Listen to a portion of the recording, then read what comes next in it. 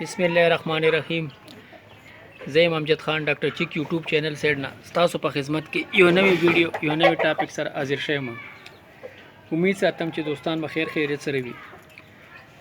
ډیرو دوستانو دا ریکویسټ کړی و چې راځي سیزن شروع شولو او بعض چرګان چې دی هغه کراس نه کوي، نو مهرباني وکړئ په دې کراسینګ باندې ویډیو وکړئ چې دا چرګان کراسینګ نه کوي نو دا څه وجه کېدی شي جی. نو ما وی چې راځي تاسو سره په دې باندې ویډیو جوړه کړم چې را زموږ داسې کله مسلې وي نو بیا موږ څه کوو. دغه رنګ مسله چې څنګه تاسو وایي دغه رنګ ما سره هم شروع شوې ده. نو ما دا پیر تاسو ګورئ جی، دا چرګه چې په دا سپانډو راغلی ده، خو ما اوسه پورې دا چرګ ونه کتو چې دا کراس کوي. نو ما چې راځي تاسو سره د خپل ویډیو شیر کړم ځکه چې دا مسله ما سره هم ده.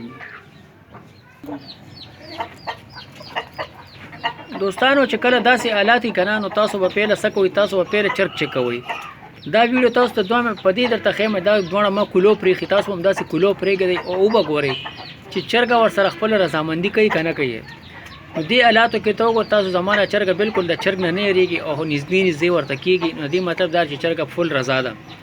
او چرګ چې معمولی لږ شانتي تور راته شي نو چرګ ورته کینی. د دې مطلب دا شو چې چرګ ټیک ده او په چرګ کې مساله ده جی.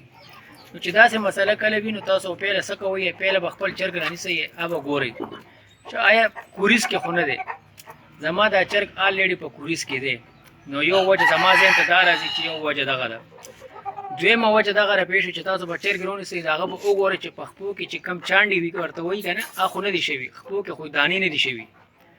صحیح شو جي. درېیمه خبره دا ده چې دا چرګ به رانیسئ او د دې به دا مخوکه وګورئ، مخوکه چې دا خو ماته شوې نه ده. صحیح دی جی. څلورمه وجه دا راپېښ شولې جي چې مطلب دا چرګ دی اوس دا وګورئ دا ښه مستي او هر څه کوي خو کراسینګ نه کوي. کراسینګ نه کوي نو بعض ټایم دا چې موږ داسې خوراکونه ورکړو چې سره دا چرګ یخ شي. تاسو ته خو ما ویلي چې دا ما سره نوې جوړه راغلې ده، پېښ نوې انټري ده.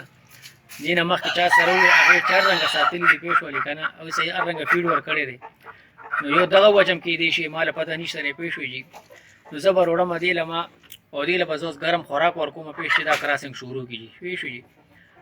پنځمه مین وجه دغه ده چې د چرګ عمر به ګورئ، عمر به ګورئ چې آیا هغه کراسینګ کولی شي که نه شي کولی جي. زما دا چرګ خو ماشاءالله بالکل سیټ دی پوه شوې جي په عمر لحاظ سره.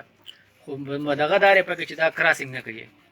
کراسینګ نه کوي نو چې داسې آلات نو تاسو به ورته څه کوئ، تاسو به داسې وکړئ چې دا چرګ به یو څو ورځې ځان له بند ګیر کوي پوه شوې جي.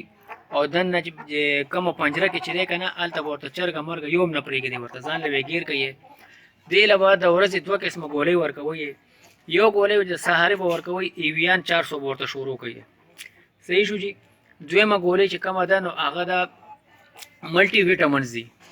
صحیح شو جي. هغه د چیو کال د دې دواړو ګولو زه به نامې په ډسکرپشن کې ورکړم پوه شو جي.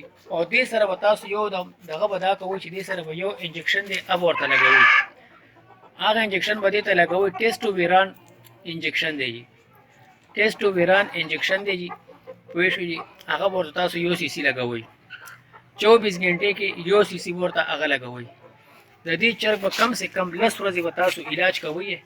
10 ورځې پس به تاسو وګورئ چې تاسو ته به ریزلټ خپله پته ولګي. بیا به راخوشي کوي چرګې سره انشاءالله تعالی دا به کراسینګ هم کوي او هر څه به سیټېږي. زه امید ساتم چې دا ویډیو هم ستاسو خوښه شي. وړه غوندې ویډیو ده پېښ وي جي. او خپل ملګرو سره دا زما ویډیوګانې یاد سره شیر کوئ، خپل دعاګانو کې یاد ساتئ.